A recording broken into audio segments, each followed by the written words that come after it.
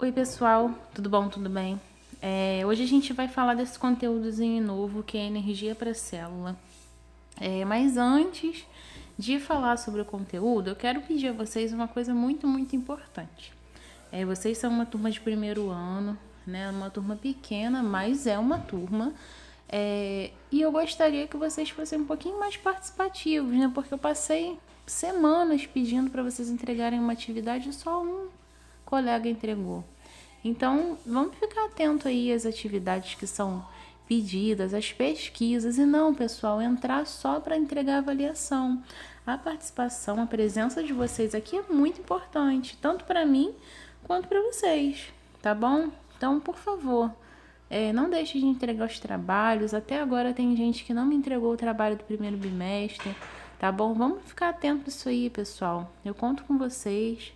Vocês podem contar comigo, vocês são turma de primeiro ano, né? Tá começando uma fase nova agora no ensino médio, então vamos começar com o pé direito, tá bom? Venham para as aulas, acompanhem os conteúdos, tirem dúvida mesmo, tá bom? Conto com vocês, hein? Então vamos lá, vamos começar aqui que eu já falei quase 2 minutos, né? Então, vamos falar aí sobre energia para a célula. Da onde que vem essa energia que a nossa célula gera?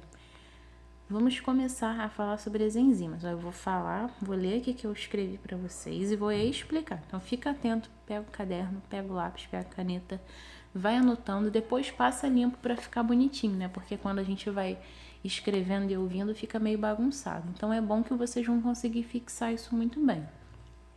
Vamos lá que eu vou ler e vou explicar.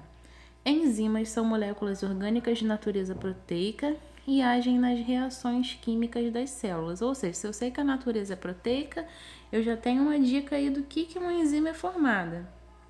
Vou falar nada agora não. Agem como catalisadores, né, nas reações, ou seja, elas vão acelerar a velocidade das reações, dos processos, né, sem mudar nada. Geralmente, os catalisadores mais eficazes, por sua alta especificidade, eles são mais eficazes, por sua alta especificidade. Então, quanto mais específico ele for, mais eficaz ele é. A estrutura quaternária é quem vai determinar a função dessa enzima. A que substrato ela vai se acoplar para poder acelerar determinada reação. Então, antes de começar, eu quero falar para vocês que o nosso corpo ele é mantido vivo por uma série de reações químicas que acontecem em cadeia, né, no nosso corpo. É o que a gente chama de vias metabólicas. É onde uma reação vai servir como reagente depois de todas as fases medianas por enzimas, tá? Então, tem que ficar atento nisso. O que é uma enzima, né? Nos detalhes, nas definições, para poder encaixar direitinho. Então, assim, resumindo essa história, todo processo que vai envolver obtenção de energia tem uma enzima relacionada. Essas enzimas, como eu falei aqui no texto, são de natureza proteica, ou seja, são formadas por proteínas, né? São formadas por proteínas, não, elas são proteínas e vão acelerar as reações químicas. Então, resumindo, o que é uma enzima? Proteínas que aceleram as reações químicas. Escreve aí. Que eu posso dar como exemplo para vocês, assim, muito simples, de como uma enzima vai acelerar uma reação, é quando você tem um machucado, um corte, uma ferida, e você pinga uma gotinha de água oxigenada e ela começa a borbulhar, né? É imediato, na mesma hora que você coloca a água oxigenada em contato com o sangue, na ferida vai borbulhar, tá? Isso não só na ferida ali, professora, só na ferida, não. Se você tiver uma roupa, né, até alguns lugares ensinam essas dicas, uma roupa com mancha de sangue, se você pingar água oxigenada, ela vai borbulhar na mesma hora. Não precisa fazer o teste, gente, só quando aconteceu alguma coisa que eu espero que não aconteça aí, nada demais que tenha feridas ou sangue, mas se acontecer, faz o teste. E água oxigenada, gente, de 10 volumes. Tá bom? Aquela líquidazinha bem transparente. Não é aquela de cabelo não, hein, pessoal? Pelo amor de Deus. Não vai fazer besteira aí, não. Então, a explicação da água oxigenada em contato com o sangue é porque ela é decomposta em água e oxigênio, né? Gás e oxigênio por meio de da ação de uma enzima chamada catalase, que eu escrevi aqui para vocês no cantinho para anotar. Então, a catalase é a enzima que vai estar relacionada nesse processo da decomposição da água oxigenada em água e oxigênio, né, em forma de gás. Por isso que tem as bolhas, né? Na ausência, né, da catalase, quando a gente não tem a catalase, a decomposição da água oxigenada ia ser tão lenta, mas tão lenta, que a gente não ia observar o sangue borbulhando, né? Então, é uma coisa que a gente vê e não entende por quê, né? Da fala, nossa, reagiu, mas reagiu por quê? Por isso que a gente acabou de entender aí, tá bom? Vamos partir, né? Que eu já falei muito. E os catalisadores que a gente falou ali em cima? O que é um catalisador? De novo eu vou ler e de novo eu vou explicar.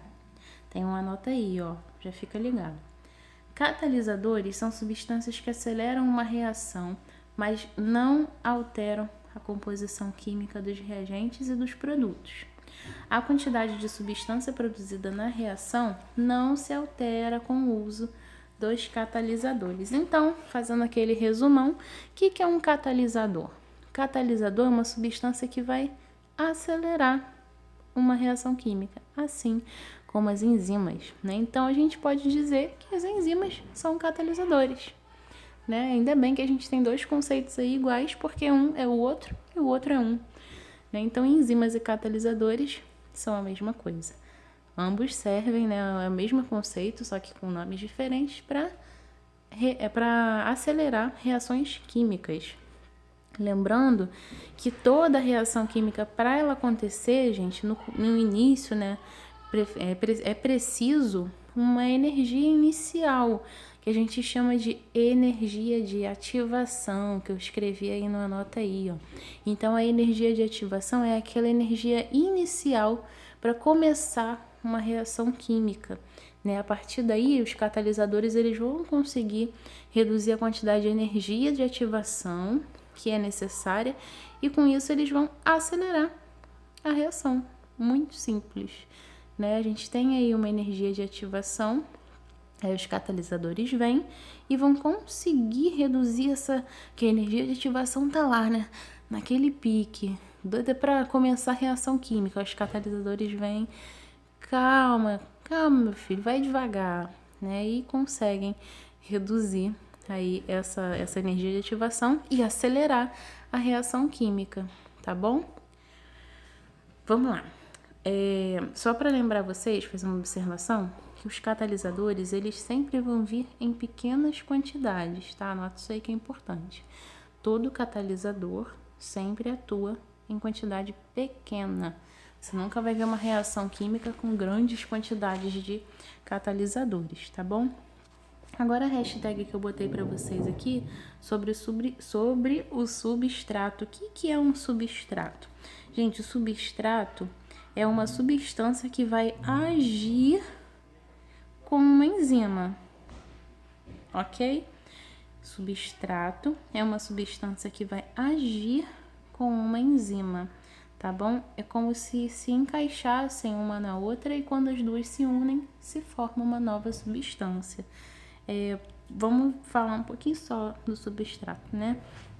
Depois da atuação da enzima, quando a enzima atua, o substrato ele vai sofrer alteração química, a enzima não. Então, presta atenção nisso. Durante a reação, a enzima não sofre alteração, o substrato sofre alteração. Então, fica ligado nisso aí que pode ser, às vezes, uma pegadinha numa questão ou outra que você for fazer uma prova, tá bom? A enzima, gente, só para terminar assim, esse assunto, que a gente vai falar de uma tabelinha daqui a pouco, elas têm uma especificidade. Foi o que eu falei para vocês bem aqui em cima, ó. Olha lá, geralmente, na terceira linha, os catalisadores são mais eficazes por sua alta especificidade, né? Então, o que eu falei aqui para vocês sobre o substrato, né, e as enzimas, que elas têm especificidade. O que é isso, professor? Que nome gigante é esse? Simples. Ela só acelera a reação química quando envolve um substrato específico, certo? Por exemplo, né, cada enzima vai atuar preferencialmente em certo substrato, né? Elas têm as preferências delas.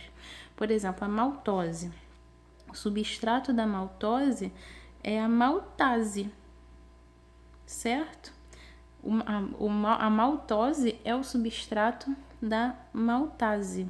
E aqui embaixo eu botei uma tabela para vocês, né? A tabela para a gente ver aí alguns substratos e as enzimas que neles vão atuar. Eu tenho aí o substrato DNA e a enzima desoxirribonuclease. Tenho aí o substrato RNA, que são compostos que a gente encontra lá no nosso cromossomo, né?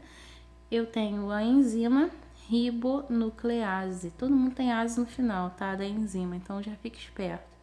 A ureia, como substrato, a enzima é a urease. Lipídios, como substrato, lipase como enzima. Lactose, como substrato, lactase como enzima, tá bom, gente?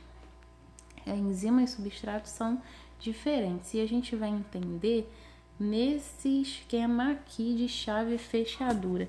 O que é um esquema de chave e fechadura? Bom, vou ler para vocês, como eu falei, e vou também explicar. Então, fiquem atentos aqui ao esquema de chave e fechadura, que eu disse para vocês que é quando as enzimas apresentam locais de ligação através dos quais ocorre o processo de catalisação. Esses locais são chamados de sítios ativos e se adaptam às moléculas sobre as quais a enzima atua, sendo essas moléculas chamadas de substratos enzimáticos. Bom, antes de começar a falar o que é um modelo de chave e fechadura, eu quero dizer que toda enzima ela vai ter um chamado de sítio ativo, tá bom? E na reação, durante a reação enzimática, a reação da enzima, o substrato vai se encaixar nesse sítio ativo e vai formar um complexo que a gente chama de enzima-substrato. Óbvio, né? Porque só tem uma enzima ligada no substrato, fica muito simples o nome. Depois que essa reação acontece, aí a gente tem o produto da reação e a própria enzima pronta para ser usada, certo? Nesse caso aqui, olha só, esse modelo de chave fechadura é muito interessante porque assim, gente, as enzimas, elas são proteínas que vão atuar como catalisadores das reações metabólicas. E para isso ela precisa de certa especificidade de outros elementos das reações onde ela vai atuar. Então, nesse caso aqui da chave fechadura, a gente pode imaginar os substratos, né, com uma forma qualquer. No caso aqui tem uma forma que eu não sei apontar qual é, gente, mas o verde está representando o substrato, né, como se fosse um losão encaixado num círculo, e tem a enzima aqui na parte de baixo, né? Então, assim, todos os compostos químicos, eles têm uma estrutura espacial. Isso aí vocês vão ver em química com a outra professora e vocês vão saber que existem realmente encaixes, tá?